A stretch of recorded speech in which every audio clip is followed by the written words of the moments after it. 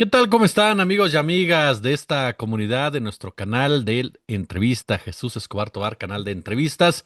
Muchas gracias por ser parte del mismo. Si no lo son todavía, suscríbanse, por supuesto. Ayúdenos a seguir creciendo en esta comunidad porque tiene su propia identidad, que tiene su propia personalidad, con entrevistas todos los días, de lunes a viernes, los sábados con la sección Entre Líneas de Carla Escobar, las notas de mi querida Brenda Mata y los viernes y los domingos los comentarios domingueros de su servidor, así como también el expiatorio con Dolores y Ricardo, para que usted le eche un ojo maravilloso a cada una de sus entregas. Al ratito vienen con todo lo de Jenny Rivera, ¿eh? Qué buen trabajo periodístico de Ricardo y de Dolores, así que no se lo pierda, por favor.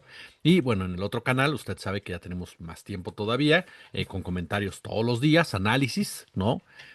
Opiniones y por supuesto los fines de semana con colaboradores del nivel de un Ricardo Valderas, de un Federico Bonazo, de un Sosimo Camacho, de un Nacho Alvarado, de una Sacia Alejandre, de un César Pineda, de un Luis Guillermo Hernández, de una Anita Vázquez, obviamente Fabrizio Loruzzo, Josefa Galván, todos los que conforman y componen, además de mi querido maese de maeses, Jairo Calixto, por supuesto, que está todos los viernes. Entonces, ahí andamos creciendo, viendo opciones y demás para ustedes. Oiga, a ver, hemos en este canal sobre todo abordado el tema del fútbol, más allá del aspecto deportivo, ¿no? Sino las mafias, los intereses que hay detrás, y esto no escapa tanto en el ámbito de la violencia y el periodismo, y las razones por las cuales se generan. En el primero nos topamos con una hiedra, con un huevo de serpiente que comenzó con la llegada del señor Andrés Fassi y el Club Pachuca, que trajeron a las famosas barras, ¿no? De Argentina, porque supuestamente al fútbol mexicano le faltaba color. Imagínese usted qué estupidez. Pero eso fue defendido por entonces periodistas. Yo recuerdo a David Faitelson, del que vamos a hablar en un minuto más, defender la manera en cómo se desarrollaba la barra de Pachuca, y no solamente a él, a otros quienes tenían los derechos de transmisión de Pachuca en ese momento, que era TV Azteca, y por lo tanto defendían todo lo que hiciera Jesús Martínez. Lo cierto es que fue un error garrafal, que lo único que sirvió fue para criminalizar el fútbol. Fue para que se organizaran distintos grupos de choque, llegaran a los estadios y que en muchas ocasiones cobraran incluso facturas personales o disputas personales por la venta de droga al interior de los inmuebles. El caso emblemático de la golpiza entre los gallos, entre la porra del Querétaro y del Atlas, que no fue otra cosa más que una disputa entre dos grupos criminales, ¿no? Que ya tenían ciertas reyertas, ciertas rencillas, precisamente por todo lo que era ese negocio de la venta de droga, y el cual se vio reflejado en ese partido, en donde las imágenes fueron verdaderamente escandalosas. Y podemos hablar incluso del Pumas América, como gente vinculada, por ejemplo, a la Monumental, tenía investigaciones, tenía señalamientos de andar en la venta de droga, gente también de la porra de Pumas, y tenían enfrentamientos debido a eso, y los disfrazaban con el tema del fútbol. La violencia lamentablemente también es política en el fútbol, no solamente es emocional, aunque también se presenta en muchos sentidos por esto. Hay ocasiones en las cuales gana la pasión, dirían algunos, que para mí es una frase muy deplorable, pero hay ocasiones en que así ocurre y se pierde completamente la cabeza, ¿no? Con unas cervezas de más empiezan los golpes, empiezan los jaloneos y todo eso, pero eso es una cosa. Y otra cosa es la forma en cómo se empieza a presionar por parte de estas barras, de esta afición. Por eso que yo sí quiero separar entre la afición, que de repente te puedes tomar las cervezas y te agarras a trompadas, y las barras, que ya llevan a cabo una violencia perfectamente estructurada, violencia perfectamente intimidatoria, violencia perfectamente, generadora, incluso en muchas ocasiones, pero en muchas ocasiones para presionar al club, para presionar a los jugadores, para presionar, por supuesto, por beneficios. Y esto lo vemos, por ejemplo, en el caso de Nuevo León, ¿no? Con estas barras, ¿no? Tanto de los Tigres como del Monterrey, quienes tienen comportamientos delictivos en muchas oportunidades. Además, por supuesto, de esas rencillas ante ciertos periodistas o ante ciertos jugadores, nos topamos también, por supuesto, con amenazas a los árbitros, así como lo escucha. Llega a ser tan, llega a ser tan escalofriante porque nos recuerda lo que pasa en otras naciones en donde se perdió ya totalmente el control, como es el caso de Argentina. En Argentina ustedes saben que ya los enrejan, ya están enrejados. Un River Boca ya no van familias, ya no van niños, nada. Y ya están enrejados, literalmente separados como animales, cada uno por su lado, para que no se vean, bueno, y si se ven, no puedan supuestamente hacer nada. Y eso pasa en otros partidos también. Este grupo de personas llevan a cabo esa violencia, ¿por qué? Porque defienden intereses de apuestas, porque defienden intereses personales, porque buscan influir, por supuesto, en los resultados a favor de un equipo, debido a que se apuesta por él, a que hay marcas detrás de él, a que a final de cuentas el negocio de las apuestas es muy grande, es muy, muy grande e influye de una manera definitoria en todo eso. Y todo este rollo que le platico de entrada tiene que ver con el caso de un árbitra, el caso de esta Katia Itzel García. Katia Itzel García, que es una de las mejores, sin duda alguna, de su ramo, no solamente en México, sino a nivel mundial, egresada de la Facultad de Ciencias Políticas y Sociales de nuestra máxima casa de estudios de la Universidad Nacional Autónoma de México, y que estuvo arbitrando el partido Monterrey-Cincinnati, jugado el jueves en la primera ronda de la Leagues Cup, ¿no? Y que recibió amenazas de muerte, así como lo escucha. Amenazas de muerte, agresiones verbales, ¿no? De presuntos aficionados al fútbol. En capturas de pantalla compartidas en redes sociales, García registra el acoso y los ataques del usuario @Aldair Guzmán 19, cuya cuenta fue eliminada, por cierto, ojo con este detalle, sin tener antes una foto de perfil, en los que la responsabiliza de la derrota que sufrió Rayados ante el equipo estadounidense. En México mandamos nosotros, así que no te escondas mucho, hija de... Te vamos a disolver en ácido, te vas a morir. No hay fecha que no se cumpla ni palabra que no se haga. Vamos a matar a toda tu familia. Era fuera de lugar, hija de tu puta madre. En pocas palabras. Mire, como puede ser cualquier ridículo de esos que hay, que nos ha tocado a todos, que se meten con un perfil falso y que empiezan a insultar por todos lados, como puede ser eso, como también puede ser un miembro de una porra que se finge sicario porque considera que de esa manera puede agredir más o tener ciertas libertades, ajá, y por lo tanto, y tener una mayor capacidad de intimidación y replica un discurso, lo cual es muy grave, porque si tú como ciudadano común y corriente consideras que ese es el lenguaje adecuado o tú no tienes ningún tipo de pena o temor en utilizarlo, pues ya eres un ciudadano que se ha criminalizado, literalmente, ¿no? Que no eres un delincuente porque no te han dado la oportunidad de serlo. Esa es la realidad de las cosas. Pero pero va por ahí ese comportamiento.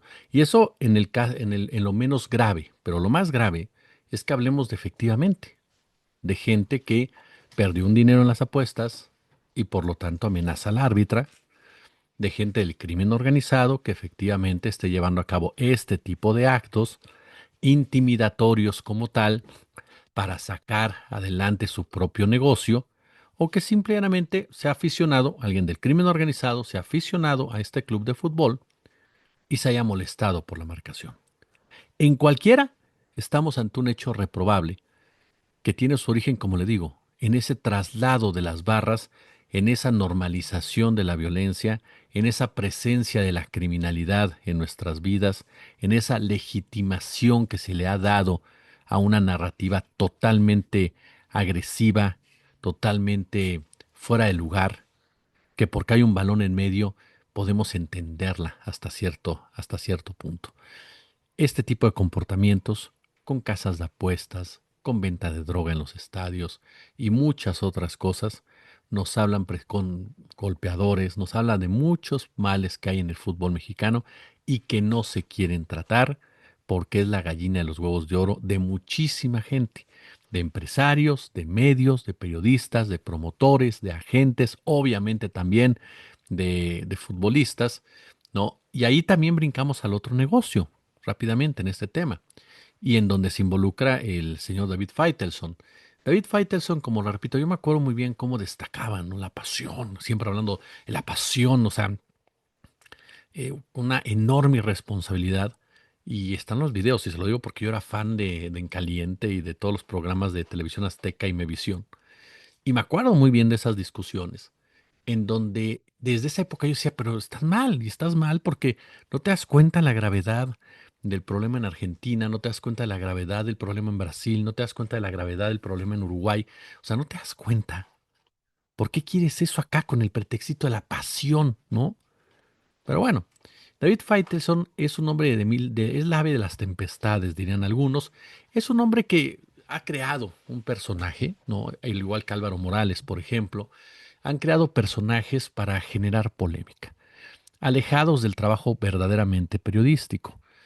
¿Por qué razón? Porque no porque hagas una crónica de color o realices entrevistas, ya te puedes llamar periodista como tal. En realidad hay mucho más, muchos más antecedentes, mucho más referencias, mucha más preparación, muchas más metodologías en donde te puedes considerar de esa forma. Pero yo nunca he sido partidario de etiquetar a las personas, ni mucho menos.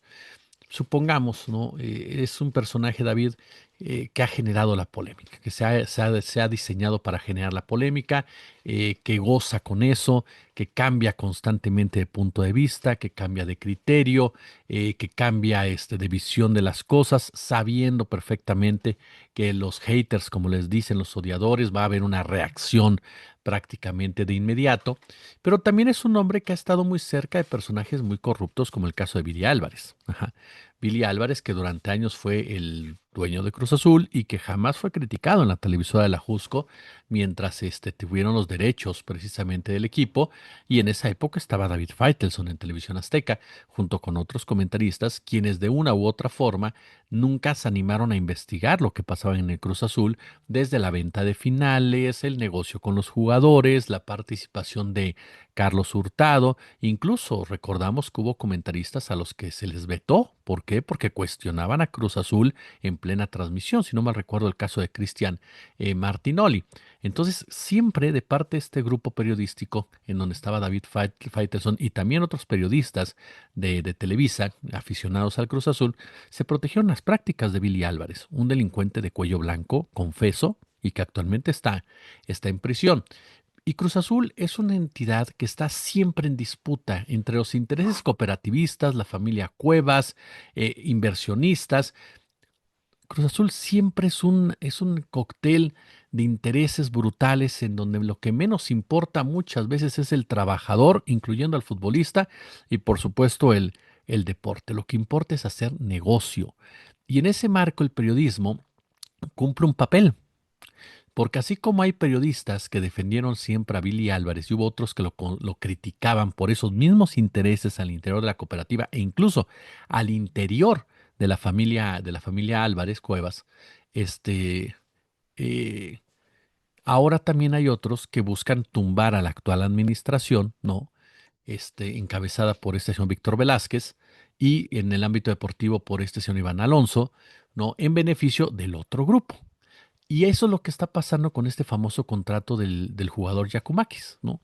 Esas filtraciones solamente se dan de parte de grupos internos, nada más, de grupos que están en disputa y que por lo tanto quieren dañar a alguien. Y en este caso quieren dañar a Iván Alonso para tumbar el proyecto que actualmente tiene en Cruz Azul. ¿Por qué? Porque Iván Alonso es el que reparte el juego y ha de haber dejado fuera al otro grupo. Así de sencillo.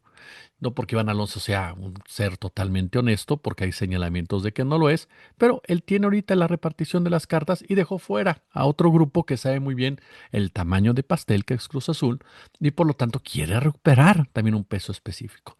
Y entonces utilizas la filtración a un periodista como David Faitelson, que es un hombre, insisto, cercano al grupo de Billy Álvarez, que es contrario al grupo de Víctor Velázquez, y da a conocer un documento contractual en donde se muestran tranzas importantes en torno al fútbol y de cómo se arreglan los contratos. La filtración no es periodismo, eso hay que dejarlo muy en claro, eso no es periodismo. La investigación que parte de una filtración, ya entramos a la discusión del periodismo, pero una filtración y presentarla en medios, eso no es periodismo, eso es ser vocero, vocero de intereses, seas quien seas. Entonces ahí nos damos cuenta cómo es utilizado el periodismo en cualquier ramo. Del otro lado tú ves a un Javier Alarcón, ves a otros conductores, periodistas que le dan con todo en un momento dado a los otros intereses, porque están también de un lado u otro intentando fortalecer al grupo en el poder o al grupo que está fuera de ese poder.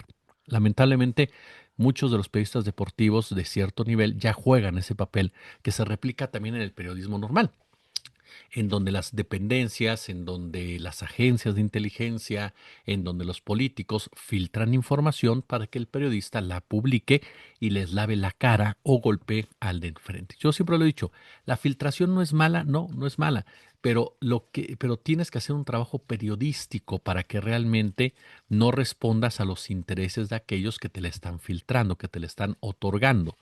Eso es lo determinante. A ti te pueden dar un documento, porque el periodismo de investigación está, si no me voy a atrever a decir, no me voy a atrever a decir que está basado en la filtración, pero la filtración juega un papel importante en ello. A ti te dan el documento y lo empiezas a investigar, lo empiezas a curar, empiezas a darle el tono periodístico alejado de ser un arma, de ser utilizado para el beneficio de un grupo político, de un grupo empresarial, de un grupo judicial, de un grupo criminal o de un grupo deportivo. Eso es algo que es determinante en todo esto, ¿no? Entonces me parece que hoy vemos dos casos muy particulares entre el fútbol que lo engloban en las problemáticas nacionales dentro precisamente de ese comportamiento mafioso y criminal para generar intimidación, para generar violencia, para generar desinformación, todo en el marco de compromisos delictivos, ya sea apuestas o ya sea precisamente disputas por el poder como tal, no que te llevan a desnudar actos verdaderamente lamentables y corruptos, como lo que es este caso de este contrato, pero cuya finalidad pues no es hacer periodismo, porque no lo hubieras dicho desde que estaba Billy Álvarez en el poder.